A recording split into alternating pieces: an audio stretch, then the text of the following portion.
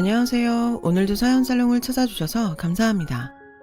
대전에 살고 있는 50대 주부입니다. 저에게는 세상 누구보다 얄미운 시누이가 한 명 있어요. 보통은 남편 여동생들이 얄밉게 군다는데 제 경우는 남편 누나가 그랬죠. 거기엔 약간의 이유가 있어요. 남편과 저는 6살이나 차이가 나거든요. 문제는 연상녀 연하남 커플이라는 거죠. 하필 손이 시누이가 저와 동갑이기도 하고요. 처음 남편이 6살 연하라는 걸 알게 되었을 때 전 관계를 끊으려고 했어요. 한두 살도 아니고 무려 6살인데 남들 보기도 좀 그렇잖아요. 하지만 1년에 가까운 남편의 구애에 결국 두 손을 들고 말았죠. 그런데 큰 신우는 자기 남동생이 저를 끈질기게 쫓아다니며 고백해온 걸 모르는지 결혼 초부터 제 나이를 들먹이며 구박을 했어요. 제가 자기 동생과 결혼하기엔 늙었다나 뭐라나 암튼 막말 대잔치였죠. 그런데 또 이 여우 같은 게 제가 화라도 낼라 치면 생글거리면서 농담이었다고 상황 모면을 하지 뭐예요. 웃는 얼굴에 침 못 뱉는다고 저는 늘 제대로 화 한 번 못 내고 큰 신우한테 당하기만 했어요. 그래서 처음부터 저한테 큰 신우는 완전 비호감일 수밖에 없었죠. 큰 신우는 5년 전 결혼을 했지만 무슨 영문인지 계속 아이가 생기지 않다가 저보다 3개월 일찍 임신을 했어요. 그래서 저희는 같은 해에 임신 기간을 보냈고 같은 해에 출산을 하게 되었죠. 반갑지 않은 이런 우연 때문에 저는 솔직히 좀 피해를 본 감이 있어요. 임신했다고 어찌나 유난을 떨던지. 큰 신우 때문에 저는 시댁에서 제대로 대접도 받지 못했고 막달이 되어 출산을 앞뒀을 땐 큰 신우가 먼저 출산을 해서 정신없는 육아에 시부모까지 동원되는 바람에 저는 제대로 축하도 받지 못했거든요. 당연히 서운했죠. 저도 사람인데 왜 안 그렇겠어요. 그런데 본격적으로 감정에 골입해인 건 제가 딸아이를 출산하면서부터예요. 요즘 세상에 누가 아들, 딸을 구별하나요? 그런데 큰 신우는 자기는 아들을 낳았다고 그렇게 유세를 떠는 거예요. 처음엔 저러다 말겠지 싶어서 참고 넘기려고 했는데 이게 끝도 없는 거예요. 옳게 그래도 아들은 하나 낳아야지 우리 집 대를 끊을 셈이야? 말끝마다 아들 타령을 하며 시부모님도 하지 않는 압박을 가하지 않겠어요? 저는 그 말에 가만히 있으면 안 될 것 같아 뭐라고 말을 하려고 했는데 제 옆에 있던 남편이 먼저 나서서 큰 신우한테 한 소리 하더라고요.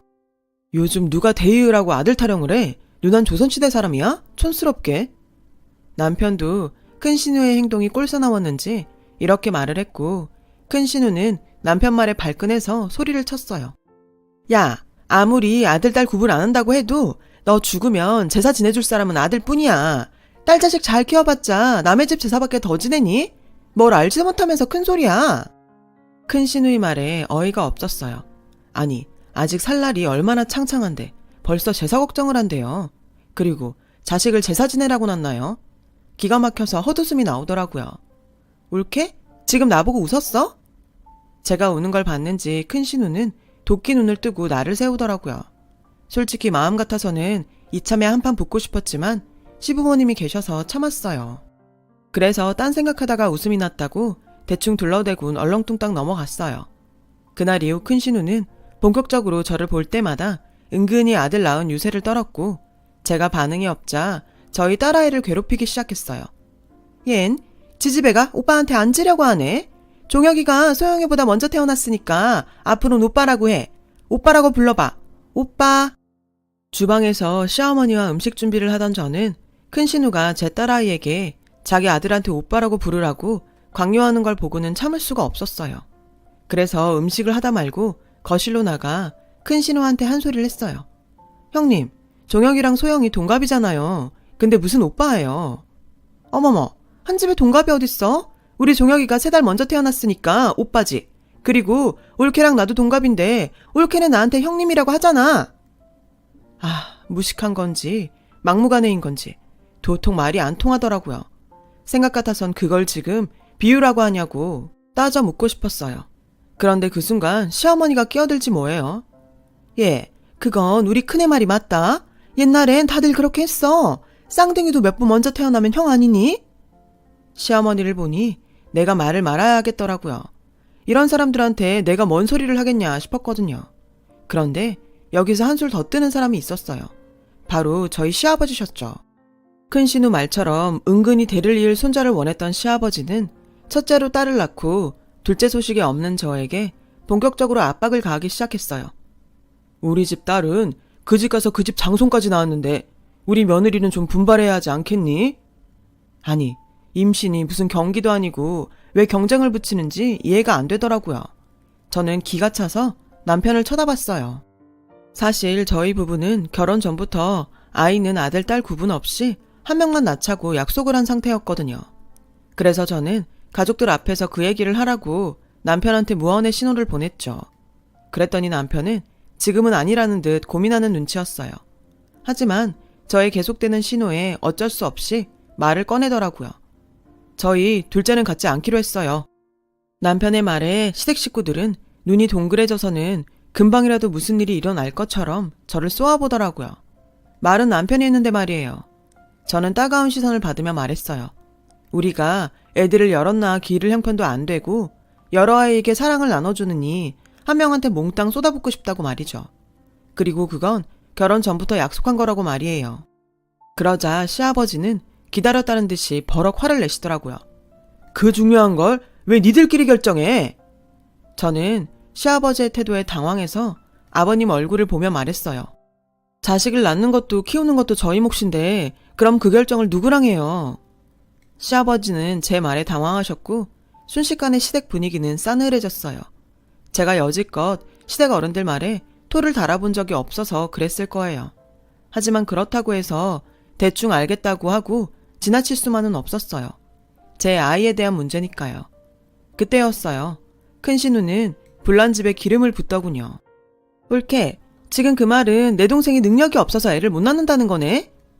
순간 시부모님은 싸늘한 눈빛으로 저를 쏘아보았고 위기의식을 느낀 남편은 저와 딸아이를 데리고 시댁을 나왔어요.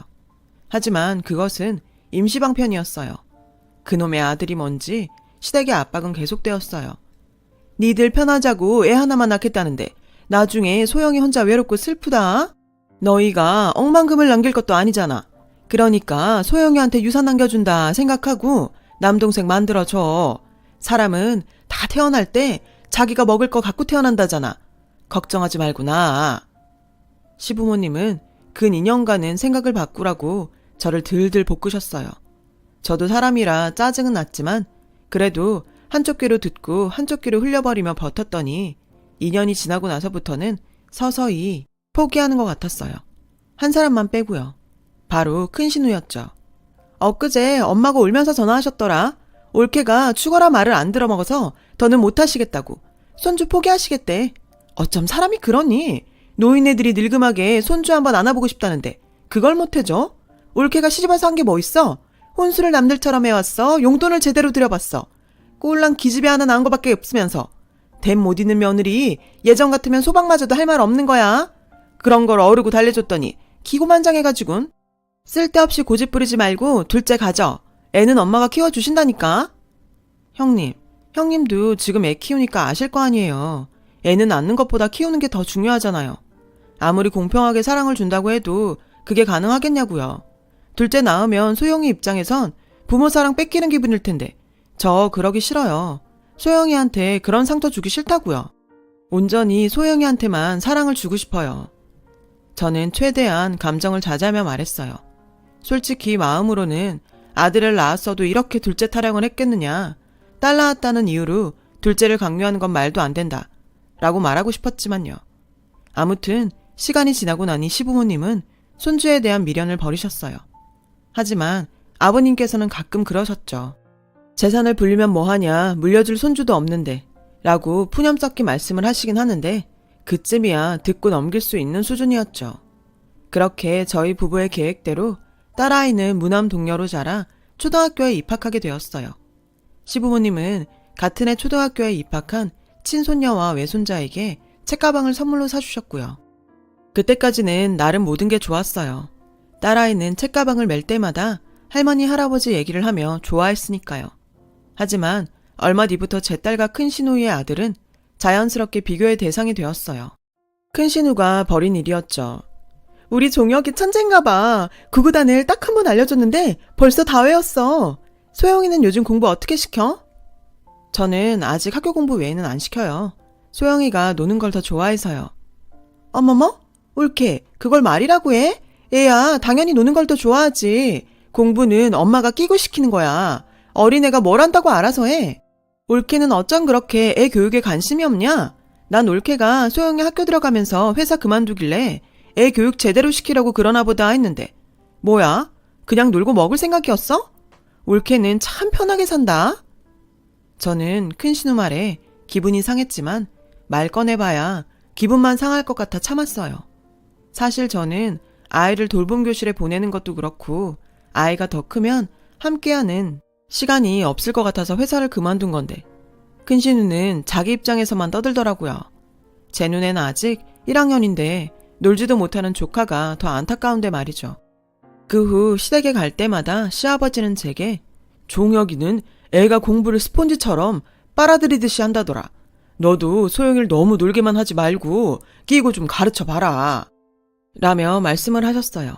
그럴 때마다 저는 아직 초등학생인데 벌써부터 공부로 스트레스를 주고 싶지 않다고 웃으면서 얘기했죠.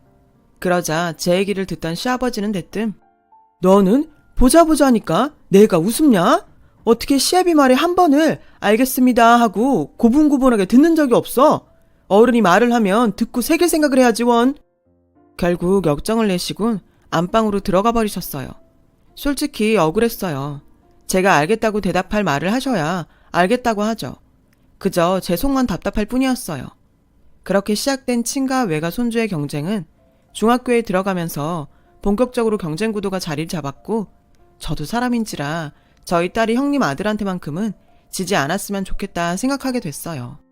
하지만 그럴 때마다 남편은 꼭 공부를 잘한다고 아이가 성공하는 것도 아닌데 집안 분위기에 휘둘려 애 들볶지 말라고 저를 잡아주었고 딸아이와 많은 대화를 나누며 자기주도 학습을 하게 했어요. 그 결과 저희 아이는 학원이나 과외를 시키지 않았는데도 스스로 알아서 공부도 하고 취미생활도 하며 자유롭게 자라났죠. 저는 그 모습에 그저 고맙기만 했고요. 그렇게 저희 딸과 조카가 고등학교에 입학을 했고 그해 설이 돌아왔어요. 나는 종혁이 대학 진학 문제도 그렇고 이참에 강남으로 이사 가려고. 큰 신우는 자랑하듯 얘기했어요. 당시 아주버니는 꽤 큰 입시학원을 운영하고 있어서 살림이 넉넉했거든요. 옳게 소영이 대입 준비하려면 서울로 올라와야 하지 않겠어? 언제까지 시골에서 그러고 있을 거야? 큰 신우는 우리가 대전에 살고 있는 게 마치 애 교육에 관심이 없어서 그러는 것처럼 말했어요. 그러자 남편이 큰 신우한테 이렇게 말을 했죠. 내 직장이 여긴데 애 대학 때문에 서울로 간다는 게 말이 돼? 그건 좀 오바지. 오바긴? 요즘 다 그래. 니네 부부는 부부가 애 교육에 관심이 없어서 그런 거지. 에휴, 부모 잘못 만나 우리 소영이가 고생이다. 불쌍한 내 조카. 고만고만한 대학 갈 거면 몰라도 명문대 가려면 서울로 와서 서울 애들이랑 경쟁을 해야 할 텐데. 됐어. 우리 소영이가 왜 불쌍해? 부모 사랑 받으면서 잘만 자라고 있는데. 그리고 꼭 명문대 가야 잘 사는 건 아니잖아. 그건 그저 부모 욕심이지. 이러니 소영이가 불쌍하다는 거다. 부모면 당연히 나보다 애가 더 잘 살길 바라야 되는 거 아니니? 남들은 자식한테 못해줘서 난린데. 아유 됐다. 넌 정말 말이 안 통한다. 울케도 쟤랑 같은 생각이야? 남매의 말싸움은 급기야 저에게 불똥이 튀었고 저는 그냥 대답 대신 웃음으로 넘기며 자리에서 일어났어요. 사실 저희 애가 지금까지 제가 시킨 것도 없는데 공부를 꽤 잘했어요. 그래서 저희 부부의 교육 방식이 틀리지 않았다고 생각하고 있었고요.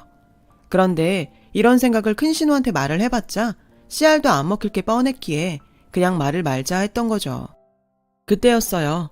방에서 핸드폰을 보며 놀고 있는 저희 딸아이 옆에 잔뜩 인상을 쓰고 문제집을 풀고 있는 조카의 얼굴이 눈에 보이더라고요. 그 모습이 내심 눈에 거슬리긴 했어요. 안 보면 모를까 눈앞에서 비교가 되니 걱정을 안 할 수는 없겠더라고요. 하지만 시댁에서까지 애한테 잔소리는 하지 말자고 생각했죠. 그렇게 생각하고 보니 연신 인상을 쓰고 문제집과 씨름하는 조카가 안쓰럽게 보였어요. 물어보지 않아도 큰 신우 성격에 얼마나 애한테 스트레스를 줬을지 알 것 같았죠. 그때 희한한 장면이 눈에 들어왔어요. 조카가 눈치를 살피며 가방에서 문제집을 하나 꺼내는 게 아니겠어요? 행동이 어찌나 조심스럽던지 저까지 숨죽여 몰래 그 모습을 지켜보게 되더라고요. 알고 보니 조카가 꺼낸 건 답안지였고 그걸 보고 문제집에 답을 적더라고요. 뭐 어릴 땐 당연히 그럴 수 있죠. 도둑질을 한 것도 아니니까요. 그런데 주방에서 연신 제 남편에게 명문대 노래를 부르는 큰 시누이와 몰래 답지를 베끼고 있는 조카를 보니 제가 다 안쓰럽더라고요. 그렇게 시간이 흘러 아이들이 수능을 보게 되었어요. 저도 수험생 부모라 잔뜩 긴장이 되더라고요. 저보다 훨씬 긴장한 큰 시누는 아침부터 청심환을 먹으며 한 끼도 먹지 못했다고 하더라고요. 그렇게 수능이 끝났어요. TV에서는 연신 올해 수능이 작년보다 어려웠다는 보도가 나왔어요. 저는 시험을 마치고 돌아온 딸아이에게 지금을 좀 즐기라고 했어요. 그동안 수험생이라서 참았던 것들을 실컷 해보라고 말이죠.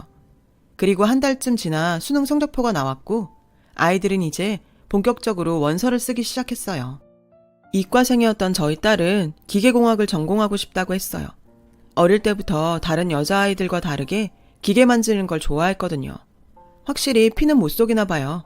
제 남편 직업이 건축 전기 설비사거든요. 그렇게 딸아이의 고등학교 졸업을 앞둔 설 명절이 되었어요. 그날은 먼 바람이 불었는지 큰 신우 혼자 본가에 내려와 있더라고요. 어머님이 그러시는데 조카는 명문대는커녕 일반대도 못 들어갔다더라고요. 재수를 하고 싶어도 큰 신우가 주변에 명문대 갈 거란 소리를 하도 떠들어놔서 도망치듯 유학을 떠나게 된 것 같았어요. 그 사정을 다 알고 있는데도 큰 신우는 저를 보자마자 마치 처음부터 유학을 염두에 두고 있었던 것처럼 꾸며댔어요.